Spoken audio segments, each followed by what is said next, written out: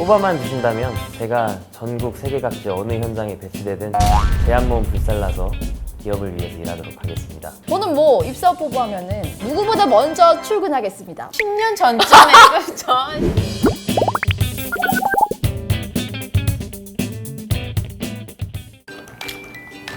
한번 하세요. 안녕하세요.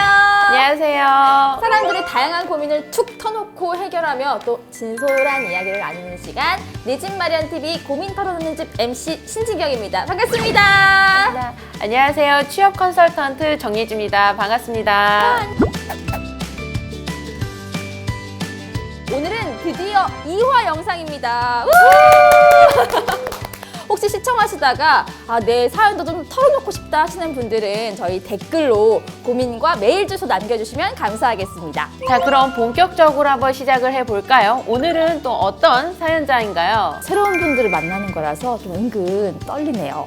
소개팅이 아닌 네.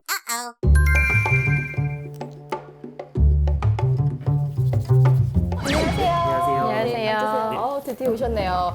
안녕하세요. 저는 21년 2월 말에 막 전역해서 이제 막 취업 시장에 뛰어든 26살 김영석이라고 합니다. 복장부터 너무 면접 복장 아닌가요? 39번 들어오세요. 네. 79번 지원자 김영석이라고 합니다. 고민은 어떤 거예요? 제가 아무래도 취준생이다 보니까 제 고민이라면 취업이지. 제가 오늘 말씀하시는 것들 다 받아 적으려고 필기도 챙겼어요. 본인 팬 많으신가요?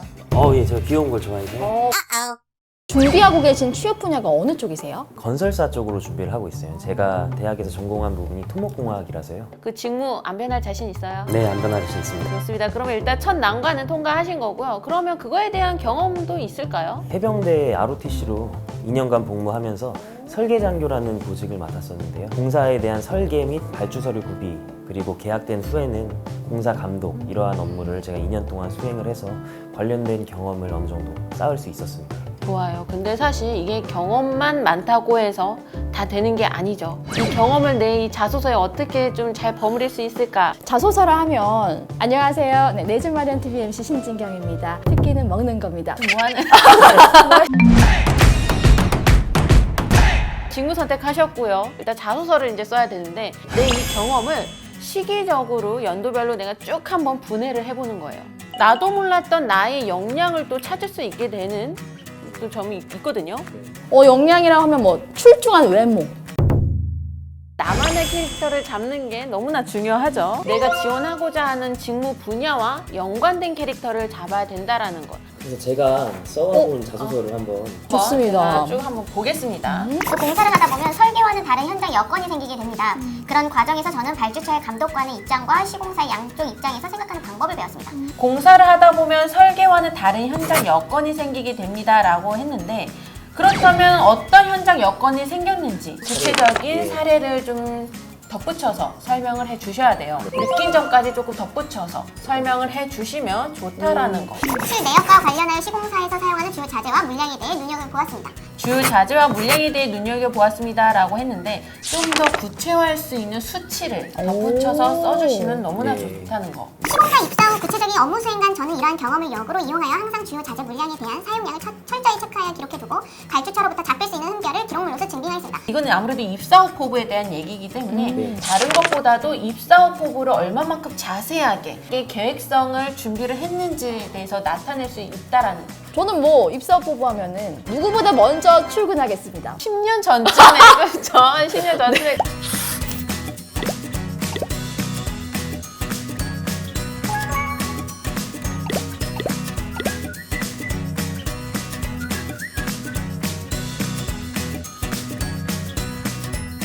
제가 아무래도 저 혼자 취업 준비를 하는 게 아니라 경험을 많이 해보지 못한 친구들이 있는데 그러한 친구들에게 제가 오늘을 이렇게 배워가서 조언을 해주고 싶거든요. 내가 인생을 살아온 전반적인 경험들을 한번 쭉 생각을 해보셨으면 하는 거예요. 그럼 그 회사에 필요한 역량들이 있어요. 그럼 그 역량에 맞는 경험을 이렇게 연결을 시켜주면 돼요. 사실 우리 역량 같은 경우는 인터넷에 NCS라고 검색만 해봐도 우리 10가지의 직업 기초 능력이라고 있어요. 뭐 문제 해결이라든지 의사소통이라든지 대인관계 능력이라든지 사실 이런 것들은 어찌 보면 우리가 인생에서 살아오면서 필수적인 능력 능력을 말하는 거거든요.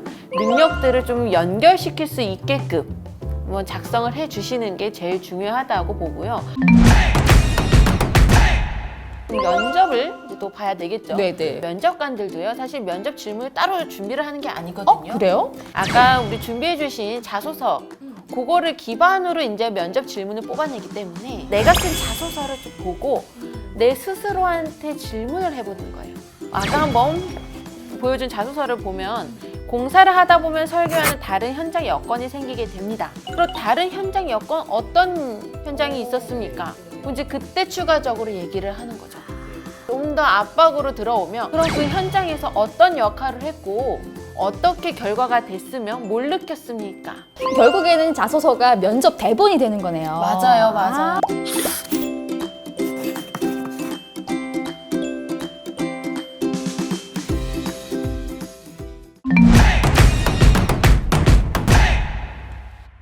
또 인적성 검사라는 것이 또 남았어요. 아, 네. 인적성 검사요? 인적성 검사는 구체적으로 어떤 식으로 준비를 하면 될까요? 시중에 나와 있는 인적성 기출 검사 이런 것들을 보시면 좋고요. 이 인적성 검사야말로 내가 얼마만큼 준비를 했는지에 온전히 드러나는 것 중에 하나거든요. 인성 같은 경우는 그냥 다 착하게만 체크하면 되는 거 아니에요? 그죠? 그런 식으로 또 생각을 하시는 분들이 네. 있어요. 질문은 여러 가지가 있는데 이 사람이 답변을 하는 거에 따라서 결과론적으로 이런 인성을 갖고 있는 사람이구나 라는 것을 또 느낄 수 있기 때문에 사실 거짓말을 오히려 자소서보다 더 할 수가 없고 사실 적성마저 맞지 않다라고 나오면 저는 제가 지원한 직무랑 제 적성이 너무 잘 맞는다고 생각해서 그런 확신에 차 있으면 정말 더 오히려 수월할 것 같습니다. 구독, 좋아요, 꾹!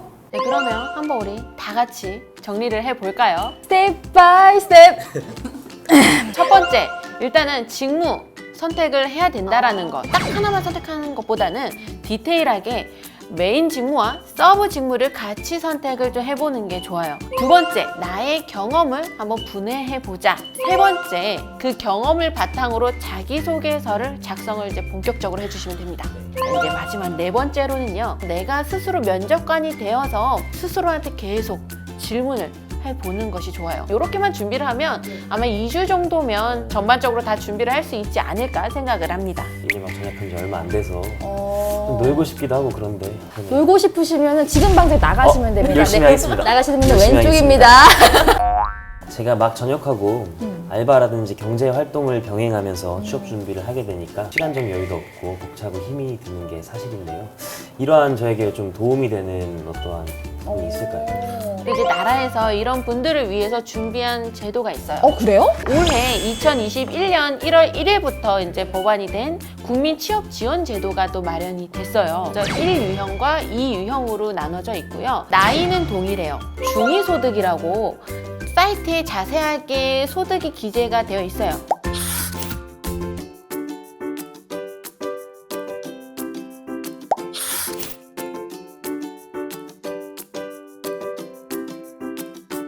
사연자님 같은 경우는 어떤 유형에 속하게 될까요? 한 1개월 정도 일을 한 적이 있는데 좀 이유형에 하나씩 네. 그래서 취업 상담, 직업 훈련 서비스, 구직 촉진 수당, 취업 활동 비용까지 이제 지원을 해주니까 사실 안 할 이유가 없는 것 같아요. 지금이라도 국민 취업 지원 제도를 제가 알게 돼서 너무 다행인 것 같아요. 근데 두 분 다 어느 정도 이미 자리를 잡고 이렇게 생활을 하고 계시는 분들인데 저는 이제 막 취업이 되신 신입사원분들의 경험을 좀 구체적으로 조언을 얻고 싶어서 나왔는데 그래서 저희가 준비를 했습니다. 저희가 이 대기업 건설사 현대 엔지니어링에다가 조금 저희 촬영 체질을 말씀을 드렸거든요. 그랬더니 신입사원들의 꿀팁들을 오! 좀 질문지를 좀 받아왔습니다. 감사합니다. 현대 엔지니어링 우리 직원분들 감사합니다. 감사합니다.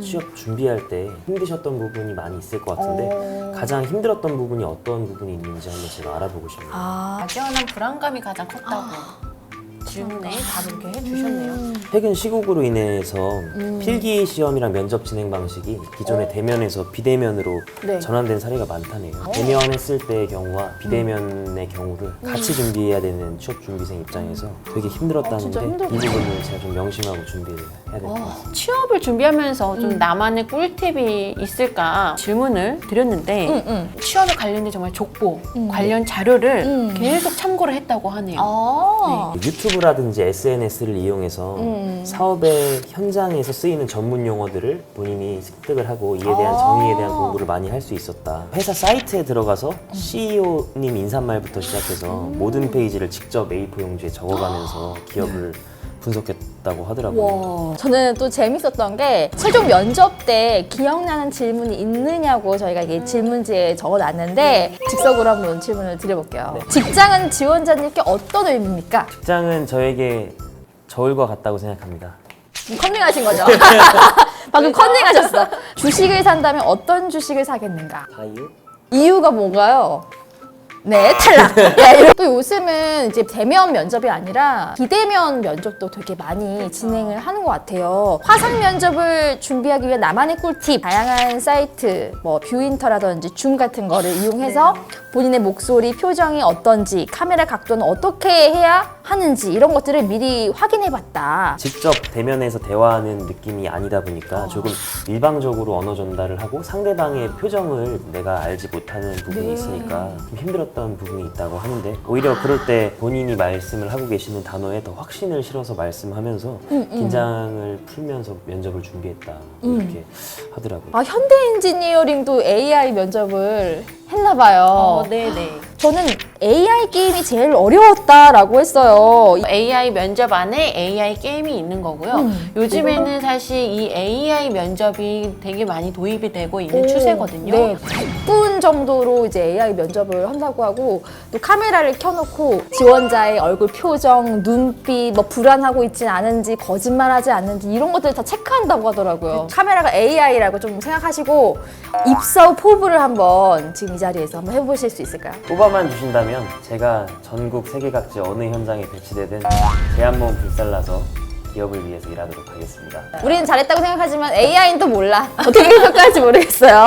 좀 힘든 취준생이라는 터널을 좀 어떻게 하면 슬기롭게 좀 잘 이겨내가지고 돌이켜봤을 때는 아 내가 또 그런 시절도 있었구나 라고 좀 생각하면서 빨리 여러분 우리 사연자님한테도 꼭 머지않아 그 밝은 미래가 오기를 바랍니다. 네. 한번 좀 화이팅 해볼까요? 하나, 둘, 셋. 화이팅! 나중에 꼭 쏘세요. 네, 나중에 비싼 걸로 한번 쏘겠습니다. 취업 준비에 대해서 좀 고민도 들어보고 좀 나누는 시간을 가져봤는데 오늘 어떠셨어요? 이 영상을 토대로 그런 준비하시는 모든 분들이 좀 조금이나마 도움이 됐으면 하는 바람입니다. 내 고민을 좀 툭 터놓고 저희와 함께 나누고 싶다 하시는 분들은 댓글로 많이 남겨주세요. 다음 시간에 또 만날게요. 안녕! 구독, 좋아요, 꾹!